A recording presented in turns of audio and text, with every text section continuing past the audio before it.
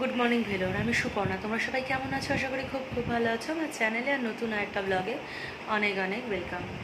তো আজ ভোর রাত্রে প্রায় 3টে, 3:30, 4টে নাগাদ আমরা হোটেলে আসি। তো শুভম রেসিডেন্সি পাইনি, যেটা আগের ব্লগে বললাম। আমরা পাশের MS লজে উঠেছি আপাতত। রুমটা ক্লিনই, রুম বাথরুম ক্লিনই, কিন্তু রুমটা খুব ছোট। তো তার জন্য একটু আমার প্রবলেম হচ্ছিল প্রথম থেকে। তাও এতক্ষণ ঘুমাবার পর একটু কোনো জায়গায় একটু ধাতস্থ হয়েছি। এখন প্রায় 10:30 বেজে গেছে। একটু ঘুমিয়ে পড়েছিলাম ভোরের দিকে আমি আর গৌতম। এখন উঠেছি, এখন কিছু তো খেতে হবে। ট্রেন জার্নিতে আমরা দুজন কিছুই খাইনি। তো গৌতম একটু যাবে, আমি আর বেরোবো না। গৌতম একটু বাইরে থেকে খাবার নিয়ে আসবে, খাবো। খেয়ে আজকের দিনটা একটু রেস্ট নেব, কারণ আগামীকাল আমার ডাক্তার অ্যাপয়েন্টমেন্ট রয়েছে, ডাক্তার দেখাবার আছে। সেইখানেও একটা গোলমাল হয়ে গেছে। আমি ডক্টর মীনাক্ষী কুমারীকে অ্যাপয়েন্টমেন্ট করে এসেছিলাম অনলাইন। হঠাৎ ট্রেনে যেদিনকে উঠি আমার ফোনে মেসেজ আসে যে মীনাক্ষী কুমারী লিভে চলে গেছে, অন্য ডাক্তার আমাকে দেখবে। তো যথারীতি এইসব নিয়ে না আমি ভীষণ পাজল। ট্রেন, তারপর হচ্ছে এই হোটেল, তারপর ডাক্তার না পাওয়া। আমি ভোরবেলা খানিকক্ষণ মুখ কী বলবো, খুব কেঁদেছি আমি। ভোরবেলা কেঁদে কেঁদে একদম চোখ ঠোক আমার ফুলে গেছে, এমন একটা অবস্থা। খুব যেন মনে হচ্ছে যেন সব কিছু উল্টোপাল্টা হয়ে যাচ্ছে।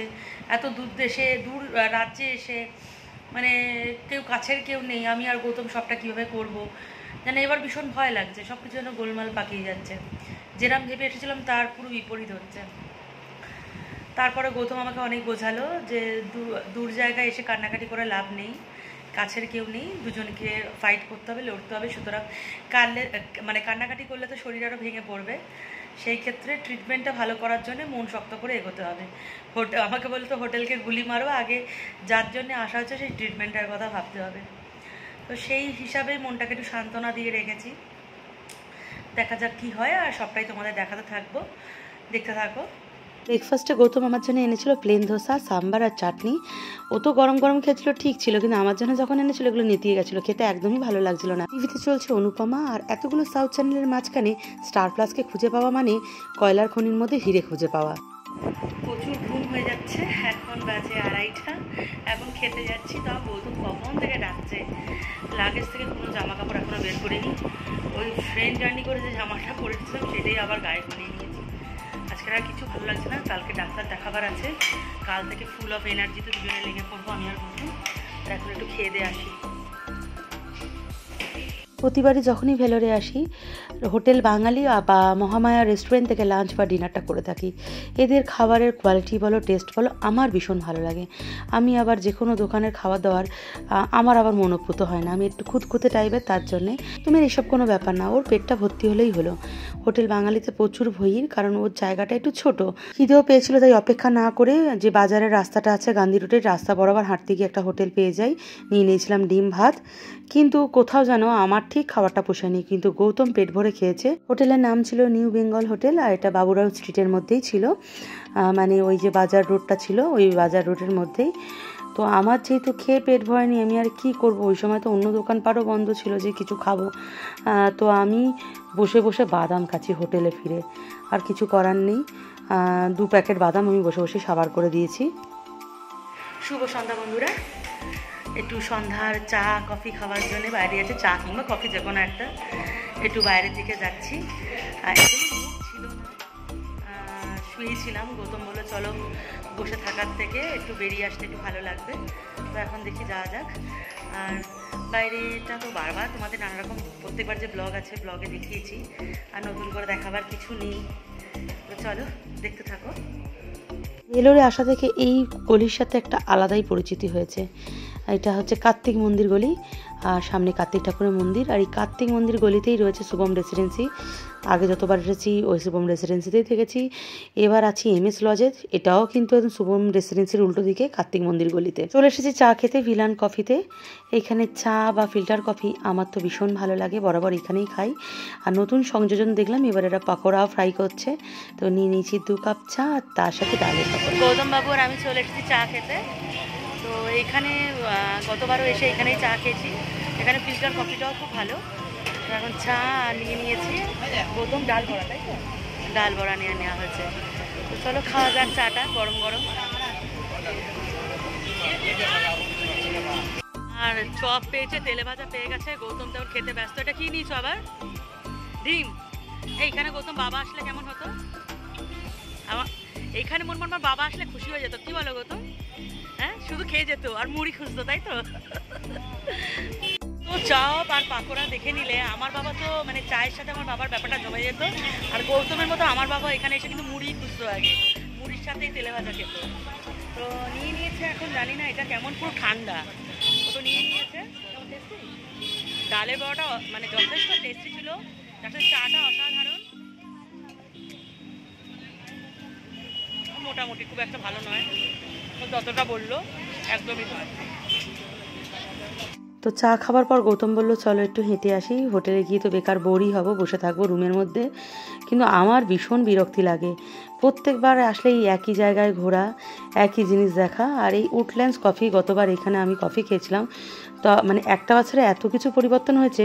গতবার কি ভালো জমজমাট ছিল দোকানটা, আর এবার একদমই দোকানের মার্কেটটা পড়ে গেছে। তো আমরা সিএমসির ক্রসিং থেকে এখন যাচ্ছি মান্ডি স্ট্রিটের দিকে। এইখান থেকে কিন্তু ফোর্ডেও যাওয়া যায়, মানে যে ভেলোর ফোর্ট দেখতে যাওয়া যায়।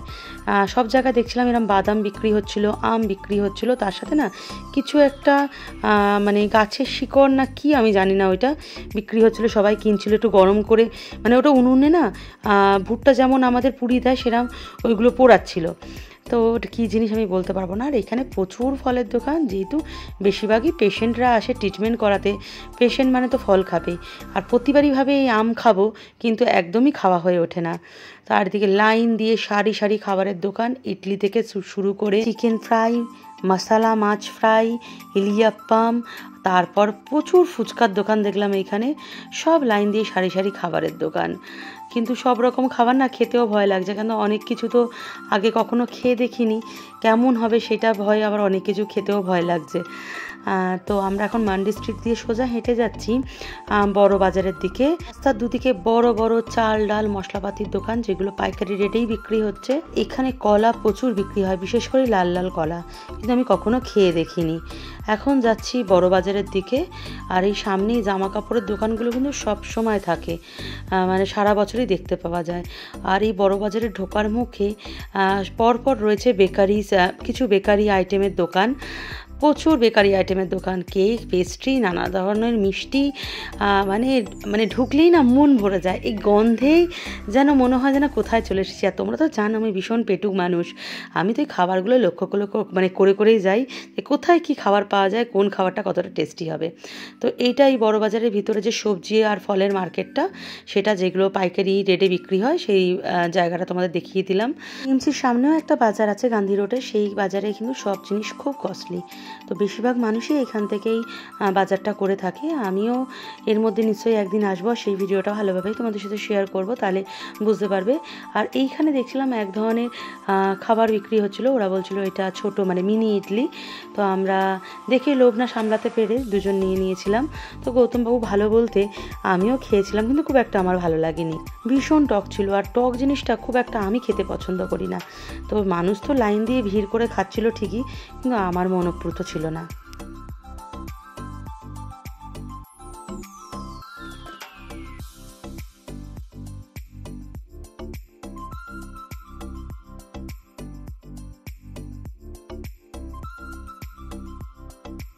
যেহেতু হসপিটাল এরিয়ার সামনে, এই রাস্তাটা সবসময় যানজট থাকে, বিশেষ করে এত গাড়ির চাপ, ভীষণ পরিমাণে বাইক আর অটো চলে এই রাস্তায়। আর অটোগুলো এত বেপরোয়াভাবে চলে সেটা তো বলে বোঝাতে পারবো না। আর গৌতম যেখানে ইডলির দোকান দেখতে পাচ্ছে দাঁড়িয়ে পড়ছে এবং আমাকে বলছে ইডলি খাবে। সাউথে আসলে ও পুরো সাউথ ইন্ডিয়ানই হয়ে যায়। ইডলি সাম্বার খেতে যে এত ভালোবাসে, ওকে যে সারাদিন খাইয়ে রাখা যায় ও খেয়ে থাকবে। হোটেলে ফিরে আমি সোজা চলে গেছিলাম কিচেন রুমে, কিছু বাসনপত্র মাজাচ্ছিল। আর আমার সাথে সাথে গৌতমবাবুও ক্যামেরা নিয়ে চলে গেছিলো রান্নাঘরটা তোমাদের ভালো করে দেখাবার জন্য। এখানে এসেও শান্তি নেই, বাসন মাজছি, বাইরে ভালো মন্দ খেয়ে এসে বাসন মাজছি, রান্না বান্না কিছু করিনি, কিন্তু ট্রেনে সেই বাসন আমি বলেছিলাম আমি মাজবো, আমার মাজতে দেয়। হ্যাঁ গৌতম বলেছিল গৌতম মেজে দেবে, তাহলে মা ছেড়ে দাও, তোমাকে বাঁচতে হবে না, আমি মেজে দিচ্ছি, এরপর তো ওকেই করতে হবে। তো সুতরাং একটা দিন আমি অন্তত করি। দেখো বাসন এদিকে, এই কিচেন রুমটা বেশ বড়, কিচেন রুমটা বেশ আলাদা করে রাখা। আর এখান থেকে শিলনোড়াটা দেখেছো, একটা বড় শিলনোড়া আছে, ওদিকে মিক্সি রাখা আছে। হ্যাঁ, কিচেন রুমটা বেশ বড়, একটু আলাদা। ট্রেনে গৌতমের এবার এত কষ্ট হয়েছে, বেচারা প্রিয় জিনিসটা খেতে পারেনি। কষ্ট করে কলকাতা থেকে মুড়ি, ছানাচুর, শসা, টমেটো, তেল, পেঁয়াজ, লঙ্কা সব এনেছিল। সেই দুঃখ মন থেকে মেটাবার জন্যে এই রাতে মুড়ি মেখে খেতে বসেছে। আমি যেহেতু বললাম আমি খেতে যাব না, কিছুতেই যেতে চাইল না। আমি বললাম যাও হোটেলে গিয়ে তুমি খেয়ে এসো, আমার ভালো লাগছে না। তো নিজেও গেল না, মুড়ি মেখেই খাচ্ছে। কি বলবো আর, সময় আর কাটতে চাইছে না। তো অনেকক্ষণ আগেই চলে এসেছিলাম বাইরে থেকে ঘুরে চাটা খেয়ে। তারপর অল্প কিছু বাসন ছিল, মাজা টাজা হয়ে গেছে। গৌতমবাবু তো খেলো মুড়ি, বললো রাতে কিছু খাবে না। বললাম কিছু খেয়ে এসো। আমার একদম খেতে ইচ্ছা করছে না, উল্টো পাল্টা খেয়ে না পেট ভরে গেছে। আর ট্রেনের যে জার্নির যে ব্যাপারটা আমার এখনও কেটে ওঠেনি, মানে কাটিয়ে উঠতে পারিনি আমি। এমনি আমার মোশন সিকনেস আছে, তার মধ্যে ওই একটা সাফোকেশন হয়েছিল। ট্রেনটা দুলছে, এখনও মনে হচ্ছে যেন আমি দুলছি। তো কালকে মর্নিংয়ে আমার ডাক্তার দেখানো আছে, তার জন্য আর কিছু খেলাম না। আবার যদি একটু বমি টমি হয় প্রবলেম আছে। তার সত্ত্বেও গৌতমবাবু আমার জন্য নিয়ে এসেছে ব্রাউনি, 2খানা ব্রাউনি নিয়ে এসেছে, যদি রাতে আমার খিদে পায়। কারণ রাত জাগা একটা স্বভাব আছে, রাতে খিদে পাওয়ার একটা স্বভাব আছে আমার। আর নিয়ে এসেছে বিস্কিট। তো আচ্ছা, ব্লগটা এখানেই এন্ড করছি। কালকে সকাল সকাল উঠে আবার ডাক্তার মানে সিএমসিতে যেতে হবে। কালকের আমার গাইনো যে মিনা ইনজেকশন করেছিলাম, গাইনো ডাক্তারের কাছে চেক আপ রয়েছে। অবশ্য আমার ডাক্তার লিভে গেছে, ওরা আমাকে মেসেজ দ্বারা ইনফর্ম করেছে, জানি না কালকে আমাকে কোন ডাক্তার দেখবে। সেখানেও একটা বড় জিজ্ঞাসার চিহ্ন, কারণ আমি মাত্র 2বার এর আগে ভেলোরে এসেছি। তো এই ধরনের অভিজ্ঞতা আমার নেই। তো এটা একটা নতুন অভিজ্ঞতা হতে চলেছে, যেটা গতকাল তোমাদের সাথেও আমি ভিডিওর মাধ্যমে শেয়ার করতে থাকবো। তো চলো আজকের ভিডিওটা এইখানে অবধি থাক। চলো বাই, গুড নাইট।